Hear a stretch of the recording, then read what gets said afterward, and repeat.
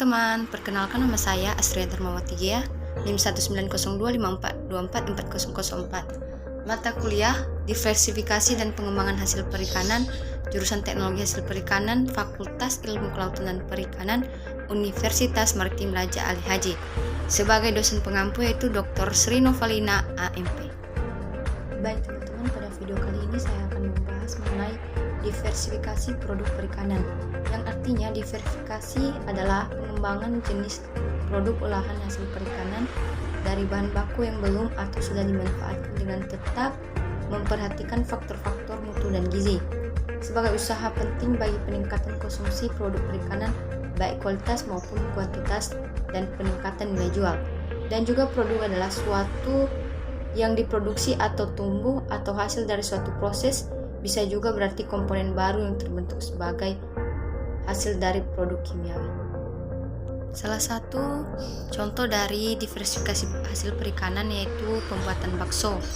Bakso ikan ini merupakan olahan yang terbuat dari surimi yang dicampur tepung dan bumbu-bumbu.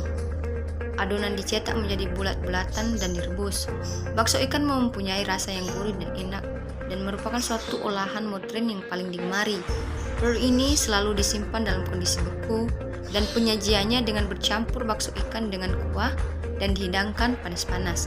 Cara lain dengan menggoreng bakso dan minyak panas dengan api sehingga matang kecoklatan ataupun digunakan sebagai campuran makanan lain. Adapun alat dan bahan yang harus kita persiapkan dalam pembuatan bakso ikan.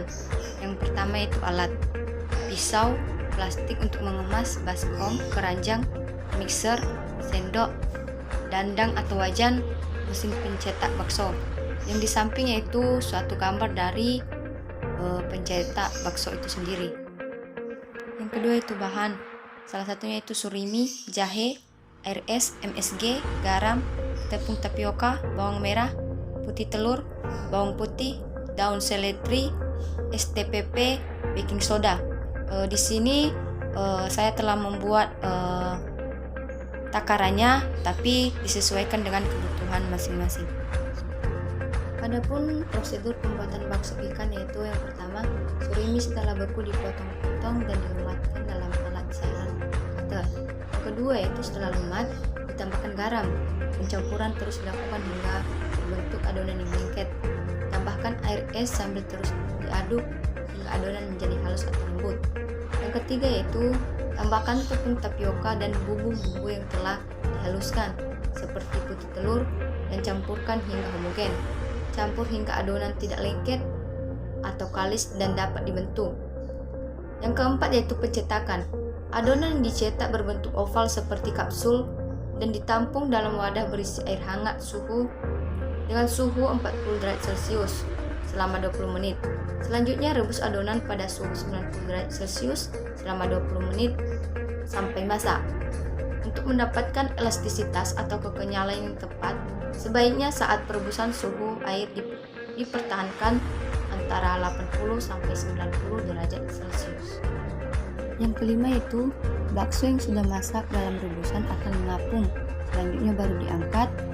Yang keenam baru ditiriskan hingga dingin, dan yang ketujuh yaitu kemas bakso ikan dalam plastik dan disimpan beku untuk mempertahankan daya awet yang lebih lama.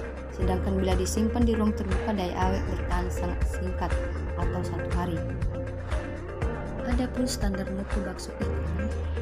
Mutu suatu produk merupakan salah satu produk utama pada suatu produk yang membedakan tingkat penerimaan produk tersebut kepada konsumen. Kriteria bakso ikan yang baik dapat dilihat dari syarat mutu bakso yang terdapat di dalam SNI 0172-643-2006 adalah yang pertama itu bentuk bulat halus berukuran seragam, bersih dan cemerlang tidak kusam. Yang kedua warna putih merata tanpa warna asing lain. Yang ketiga rasa lezat, enak, rasa ikan dominan sesuai jenis ikan yang digunakan. Yang keempat aroma bau khas ikan segar rebus dominan sesuai jenis ikan yang digunakan dan bau bumbu cukup tajam. Dan yang kelima yaitu tekstur harus kompak, elastis, tidak liat atau membal, tidak ada serat daging, tanpa duri atau tulang tidak lembek, tidak basah berair, dan tidak rapuh. Adapun faktor-faktor yang dapat mempengaruhi kualitas bakso ikan, yang pertama yaitu bau. Adanya bau yang kurang enak, misalnya amis pada bakso, akan menurunkan selera atau minat para pembeli konsumen. Yang kedua itu tekstur atau tingkat kekenyalan. Pada bakso yang terlalu lunak atau lembek akan dapat menurunkan selera pada konsumen. Begitu juga bakso yang terlalu kenyal atau liat. Tingkat kekenyalan dinaikkan dengan menambahkan natrium polifosfat dalam dosis yang diizinkan, ataupun dapat menggunakan tepung ketan dalam jumlah tertentu. Yang ketiga itu cita rasa. Bakso akan terasa lebih lezat apabila dalam pembuatannya dilakukan pemberian bumbu yang sesuai. Dan yang keempat yaitu jenis. Bakso harus dibuat sesuai dengan bahan baku yang seharusnya. Dan yang kelima itu tampilan. Bakso akan nampak lebih menarik jika memiliki bentuk bulat, nampak bersih dan mengkilat. Agar bakso yang dihasilkan dapat lebih kokoh atau stabil bentuknya, dapat digunakan yang pertama putih telur, natrium polifosfat, tepung tapioka, tepung terigu, dan garam dan cuka. Adapun hal-hal yang harus kita perhatikan dalam membuat bakso ikan ini yaitu yang pertama, kesegaran bahan baku harus sesegar mungkin. Yang kedua, pada waktu penanganan harus selalu memakai air dingin. Yang ketiga, bila ikan yang digunakan mengandung lemak tinggi, maka dilakukan pencucian dengan menggunakan air es berulang kali setelah kita giling, agar produk tidak bau amis dan dengan berkurangnya lemak dapat meningkatkan elastisitas produk bakso. Yang keempat, perebusan dengan suhu yang tepat yaitu 80-90 derajat Celcius agar mendapatkan elastisitas produk yang tinggi. Yang kelima, pemberian presentasi bumbu harus tepat sehingga rasa produk tetap nikmat dan tidak hanya itu. Pentingnya lagi yaitu pemberian garam terlebih dahulu sambil diaduk-aduk sebelum pencampuran bumbu dan penambahan terigu. Ini diharapkan elastisitas produk tercipta semaksimal mungkin dengan mengikuti prosedur yang ada.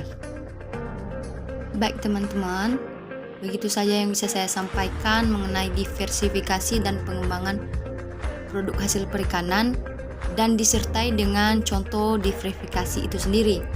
Jika ada kesalahan dalam bertutur, saya mohon maaf dan saya ucapkan selamat siang.